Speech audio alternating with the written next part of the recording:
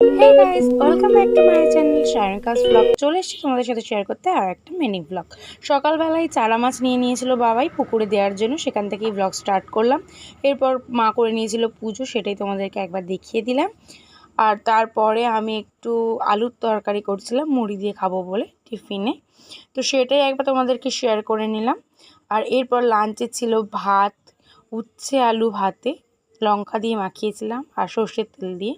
আর ছিল নোটে শাক ভাজা, চিকেন ছিল, চিকেনটা আজকে দারুণ হয়েছিল। আর ছিল স্যালাড। স্যালাড আমিই করি, তোমরা ভালো করে জানো, তো আজকেও তাই করেছি। এরপর বিকেলবেলা একটু খেয়েছিলাম কালো জাম। তো এরপর আমি গিয়েছিলাম একটু মাঠেতে।